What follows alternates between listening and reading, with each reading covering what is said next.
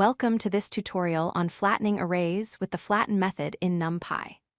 In this video, you'll learn how to convert multi-dimensional arrays into one-dimensional arrays, a fundamental operation in data manipulation and preprocessing. Array flattening is the process of converting a multi-dimensional array into a one-dimensional array by collapsing all dimensions. For example, if you have a two-dimensional array with nested lists like 1, 2 in the first row and 3, 4 in the second row, flattening it produces a single one-dimensional array containing 1, 2, 3, 4 in sequence. All the elements are preserved, just reorganized into a single dimension. The flatten method is called on a NumPy array using dot notation. The syntax is array.flatten with an optional parameter called order. The order parameter is set to the string c by default. This method returns a copy of the array that has been collapsed into one dimension. It's a simple and straightforward way to reshape your data. The order parameter controls how elements are read from the array during flattening. There are 4 options. First, C means row major order, also called C-style, and this is the default behavior. Second, F stands for column major order, also known as Fortran style, which reads the array column by column. Third, A preserves the original order by using the array's existing memory layout. Fourth, K reads elements in memory order, which is the most efficient option.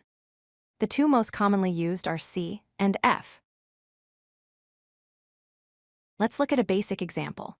First, we import NumPy as NP. Then we create a two-dimensional array with 2 rows. The first row contains 1, 2, 3, and the second row contains 4, 5, 6. Next, we call the flatten method on this array and store the result in a variable called flattened. When we print the flattened array, the output is a one-dimensional array containing all elements in order: 1, 2, 3, 4, 5, 6. Now let's compare C-order and F-order flattening.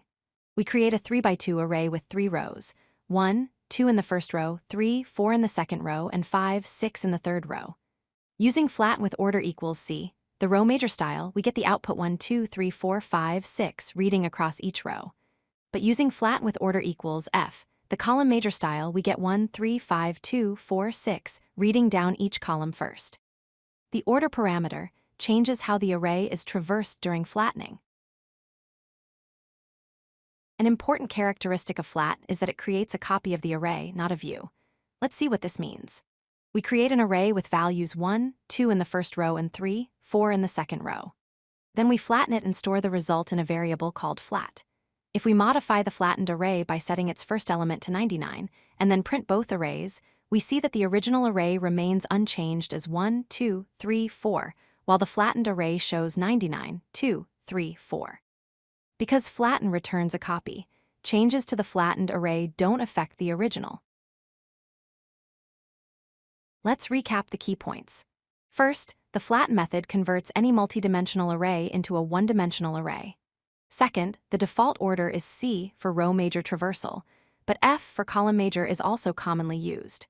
Third, flatten returns a copy of the array, not a view, so the original array remains unchanged. Finally, this method is extremely useful for data preprocessing and reshaping operations in data science and machine learning workflows. With these concepts, you're now ready to flatten arrays confidently in your NumPy projects.